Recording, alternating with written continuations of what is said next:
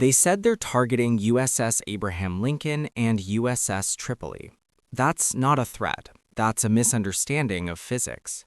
Because hitting a US carrier strike group is not about weapons. It's about solving a problem that almost no country on Earth can solve. And right now, the math says it's not happening. But here's the part no one is talking about. Even if the missiles can't reach them, the message already did. Let's break this down properly, because Iran isn't aiming at a ship, it's aiming at a moving system. At the center is USS Abraham Lincoln, a 100,000-ton nuclear-powered aircraft carrier, over 1,000 feet long, capable of launching and recovering aircraft around the clock. But that ship is not the defense, it's the core of something much larger. It moves inside a carrier strike group, a fully integrated network of ships, aircraft, and sensors operating together as one defensive organism. Destroyers, cruisers, submarines, airborne early warning aircraft, fighter patrols, all connected through a constant stream of data. This isn't a single target, it's a moving, adaptive system designed to detect, track, and destroy threats before they even get close. Think of it as a moving bubble, a defensive envelope that extends far beyond the carrier itself. Inside that bubble, everything is layered, everything overlaps, and everything is designed for one purpose: survival. To hit it, you need 3 problems at the same time: find it, track it, and overwhelm it. Miss one and the entire attack collapses. First problem, finding the target. The carrier is constantly moving at speeds exceeding 30 knots, changing direction unpredictably with no publicly available real-time position. It does not broadcast where it is. It is actively trying not to be found. Now imagine launching a missile from hundreds of miles away. Even at extreme speeds, Mach 3 or higher, it still takes several minutes to reach the target area. And in those minutes, the ship is no longer where it was when you launched. You're not hitting a target, you're hitting a memory of a target. That gap is everything. Because if you fire at where the carrier was, you will miss. Not by meters, but by miles. To solve that, you need continuous real-time tracking. Drones, satellites, coastal radar, maritime patrol aircraft, all feeding live data into a command and control network. That network then sends mid-course updates to the missile, adjusting its trajectory while it's in flight, correcting for every turn the ship makes. Without that continuous data link, the missile is effectively blind. Speed doesn't fix that. Precision doesn't fix that.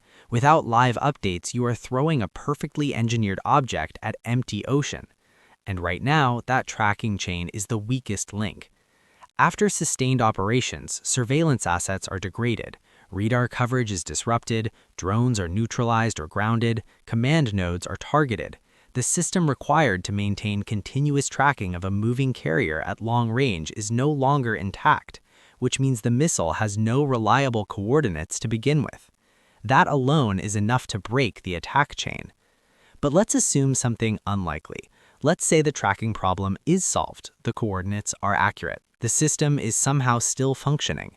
There's still a second problem, and this one is pure engineering: getting through the defenses. The strike group is not protected by a single defense, it's protected by layers, 4 of them, each one covering a different range, each one designed to destroy incoming threats before they reach the next. The outer layer engages threats over 100 nautical miles away. At that distance, an incoming missile can be intercepted before it even activates its own targeting system. If anything survives that, it enters the second layer, mid-range interceptors designed to engage aircraft and missiles attempting to penetrate deeper into the formation. The third layer is built specifically to kill high-speed maneuvering anti-ship missiles, the kind designed to evade earlier defenses. And the final layer is a close-in autonomous weapon system, a high-speed Gatling gun that tracks and fires automatically, reacting faster than any human could. This is not random design. This is decades of engineering focused on one problem: how to kill incoming missiles as efficiently as possible. Each layer uses different sensors, different engagement logic, different timing, and they all work together. So now the missile has to survive all 4 layers sequentially under active tracking, jamming, and interception attempts. Not one layer, all of them.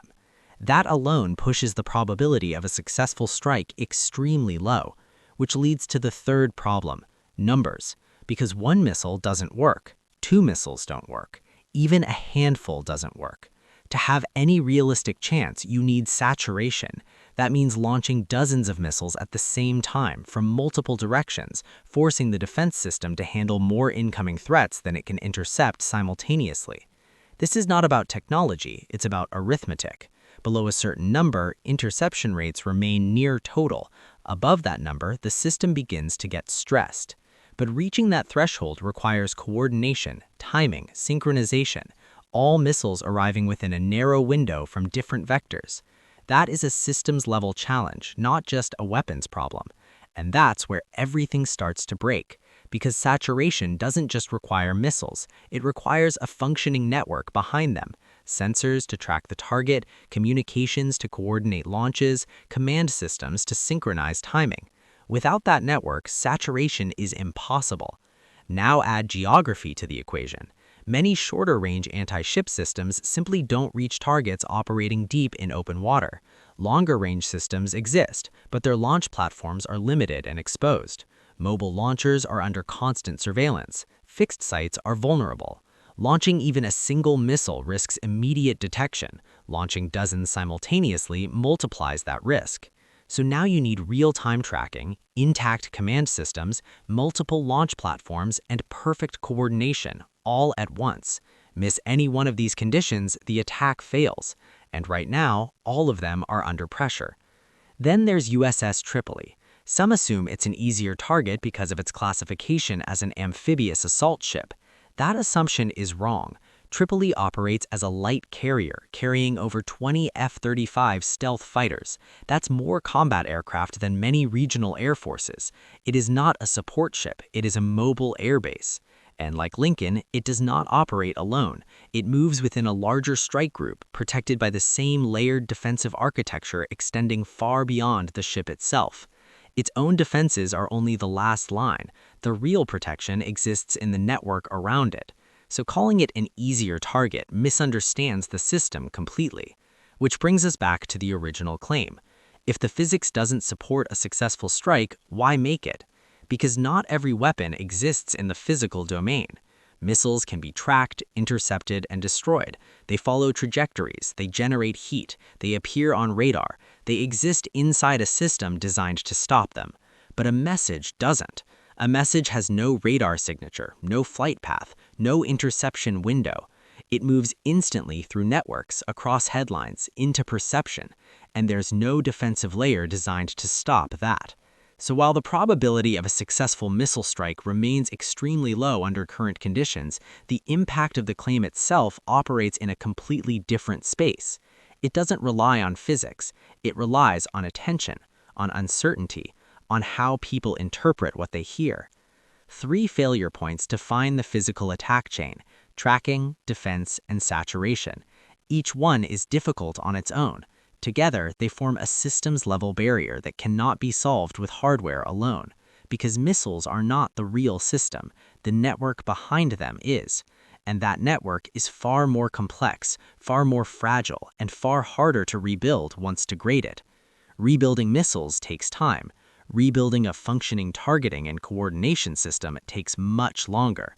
More time than one announcement needs to spread across the world. So yes, the ships are safe, not because they are untouchable, but because the conditions required to successfully hit them are not currently aligned. That's what the math shows. But the final question isn't about missiles, it's about systems.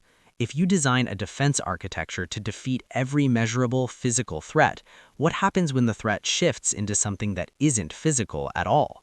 When the weapon is not a warhead, but a signal? That's not a failure of engineering, it's a boundary.